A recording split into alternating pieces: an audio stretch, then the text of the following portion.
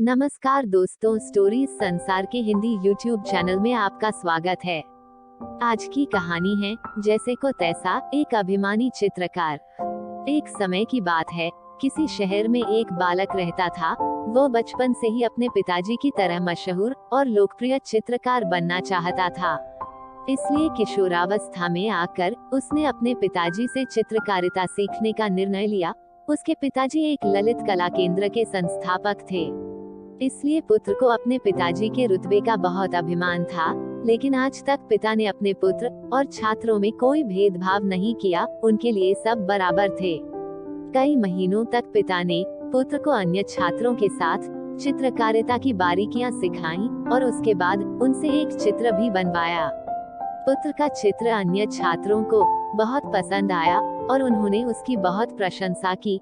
लेकिन पुत्र को लगा कि गुरु का पुत्र होने के कारण अपने निजी स्वार्थ के लिए सब उसकी झूठी प्रशंसा कर उसका मन रख रहे हैं। पता नहीं पुत्र के मन में ऐसा विचार कैसे आया। उसने चित्र के प्रति लोगों की पसंद जानने का एक दुर्लभ तरीका ढूंढा। उसने बीच चौराहे पर अपने चित्र को लगवाया और उसके नीचे एक सूचना पत्र भी लगवा दिया, जिस पर लिखा हुआ था, वैसे तो मैं बहुत कुशल चित्रकार हूँ, लेकिन फिर भी मैं आप लोगों की राय जानना चाहता हूँ कि मैंने इस चित्र में कोई कमी तो नहीं की है। इसलिए मेरे इस चित्र को ध्यान से देखें और जहाँ भी आपको कोई कमी नजर आए वहाँ पर एक निशान चिन्हित कर दें, इसमें मैं सुधार कर दूंगा। लेकिन जब दूसरे दिन वह चौराहे पर चित्र देखने आया तो अपनी चित्रकारी को देख वह रो पड़ा। उसकी आंखों में आंसू आ गए। उसके चित्र पर हर जगह चिन्ह के निशान लगे हुए थे, जिस कारण से उसका मूल चित्र नजर ही नहीं आ रहा था। बहुत दुखी मन से उसने अपना चित्र उठाया और सीधा अपने पिताजी के पास जा पहुंचा। पिताजी को देखते ही वह रो पड़ा। उन्होंने उसकी हालत देख पूछा, क्या हुआ पुत्र, तुम रो क्यों रहे हो? पुत्र ने कहा, पिताजी मैं चित्रकारिता में असफल हो गया। कल मैंने जो चित्र बनाया था वह लोगों को पसंद नहीं आया। मेरा चित्रकार बनने का सपना टूट गया। पिता ने पुत्र से पूरी व्यथा सुनी और मुस्कुराने लगे। पिताजी बोले, तुम परेशान मत हो, तुम्हारा कोई सपना नहीं टूटा है। मैं तुम्हारी सहायता करूंगा। जाओ तुम ठीक वैसा ही चित्र बना कर लाओ। पुत्र ने कहा, ठीक है पिताजी, मैं आपको वैसा ही चित्र बनाकर दूंगा। कुछ दिन बाद पुत्र ठीक वैसा ही चित्र बनाकर पिताजी के पास लाया। पिता ने पुत्र से कहा कि तुम मुझे उसी चौराहे पर ले चलो जहां तुमने चित्र रखा था। पुत्र पिता को चौराहे पर ठीक उसी जगह पर ले गया। पिता ने चित्र को ठीक उसी स्थान पर रख दिया और अब दूसरा सूचना पत्र लगवाया, जिस पर लिखा था, मैं एक नया चित्रकार हूँ। मैं अपनी कला के बारे में आप लोगों की राय जानना चाहता हूँ। आप मेरे चित्र को ध्यान से देखने की कृपा करें और जहाँ कहीं भी इस चित्र में आपको कोई कमी नजर आए, चित्र को वहाँ से चिन्हित कर दीजिए।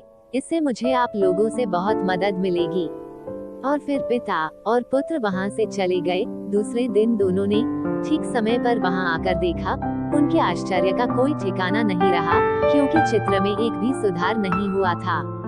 यह देख पुत्र आश्चर्यचकित हो गया। उसे समझ में नहीं आ रहा था ऐसा कैसे हो गया, क्योंकि वही स्थान, वही चित्र और वही लोग, लेकिन परिणाम पहले से विपरीत।